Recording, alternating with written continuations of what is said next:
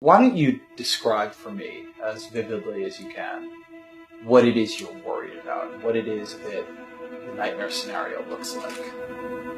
Fortunately, there's very few things, and most of them are very low probability. Some big volcanic explosion, gigantic earthquake, asteroid. But at least in the nuclear case, you've got to say we take it quite seriously. We budget a lot of money, have a lot of people who think about nuclear deterrence, and I'm very glad that work's being done, and I rate the chance of a nuclear war in my lifetime as being fairly low. I rate the chance of a widespread epidemic far worse than Ebola in my lifetime is well over 50%. If we look at the 20th century and we look at the death chart of the 20th century, I think everybody would say, oh yeah, there must be a spike for World War I. Sure enough, there it is, like 25 million. And there must be a big spike for World War II, and there it is, it's like 65 million. But then you'll see this other spike that is as large as World War II right after World War I. And most people, a lot of people would say, well, what? What was that? There's two kinds of flus. There's flus that spread between humans very effectively, and there's flus that kill lots of people. And those two properties have only been combined into a widespread flu once in history. Well, that is Spanish flu. We have no idea where it came from. It's called the Spanish flu because the Spanish press was the freest. They were the first to talk openly about it. And so in the annals of epidemic history, that's the big event. I funded a disease modeling group that uses computer simulation, and that work has been phenomenal in helping us target our polio eradication resources and which parts of Nigeria should we work harder on.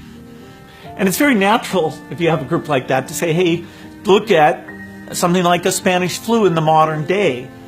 Health systems are far better. And so you think, hey, that wouldn't be very bad. Well, we tried it, and there are some assumptions we had to make.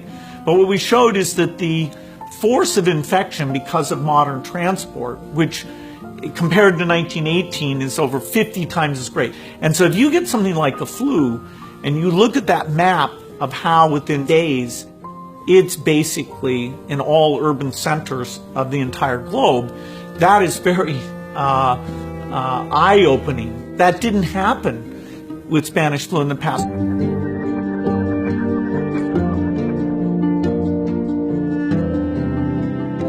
The opportunity to do more than just let it run its course is really only in the last decade. Basically, when you talk about drugs, you can talk about small molecules or talk about these complex biological protein-like things, of which there's a subclass called antibodies. Antibodies are the molecules that the immune system naturally builds to attack disease.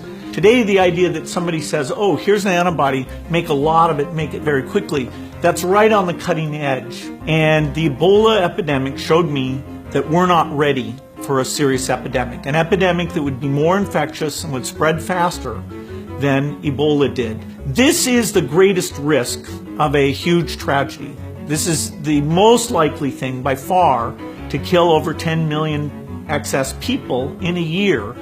We don't need to invest nearly what we do in military preparedness.